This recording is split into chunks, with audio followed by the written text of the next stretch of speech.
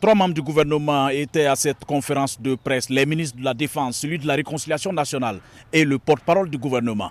Principale information, le ministre de la Défense annonce un vaste plan d'équipement militaire pour renforcer les capacités opérationnelles de l'armée. Depuis plusieurs semaines, je dirais même des mois, au niveau du ministère de la Défense, nous travaillons sur cela. Nous avons fait un travail d'évaluation, donc sur la base d'une réflexion sur la densification du théâtre, sur la génération de nouvelles forces.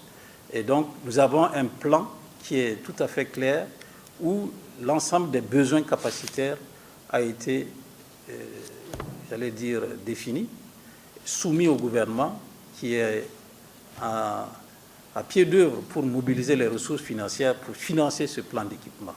Mais il faut dire qu'il y a depuis un certain temps, beaucoup de commandes sont déjà faites et donc qui sont déjà en cours de livraison progressivement. Et nous pensons que très bientôt, l'ensemble de ces équipements seront fournis selon donc les échéances qui ont été définies dans les contrats. Et sur ce plan, il faut donc se rassurer que les capacités nécessaires aux forces seront réunies. Il n'y a pas de doute là-dessus, parce que, comme je l'ai dit, moi-même j'ai fait des missions il n'y a pas très longtemps, qui ont été très concluantes avec certains partenaires, et je pense que bientôt vous verrez arriver donc ces nouveaux équipements.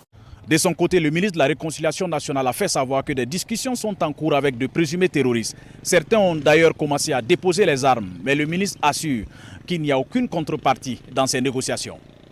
Comme on vous l'a annoncé au départ, nous ne sommes pas en train de négocier pour dire voilà ce que nous donnons, voilà ce que nous recevons, voilà ce que nous cédons.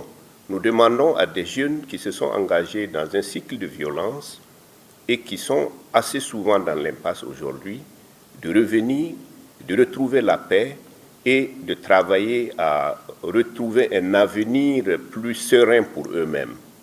Donc il n'y a pas à déposer quelque chose sur la table. Nous ne négocions pas de façon particulière pour dire donnez ceci et en contrepartie de ce que vous donnez, vous recevez telle ou telle chose.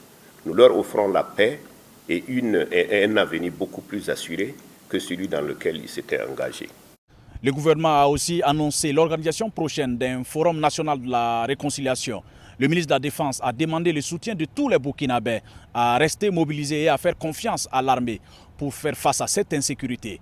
Lamine Traoré pour VOA Afrique, Ouagadougou.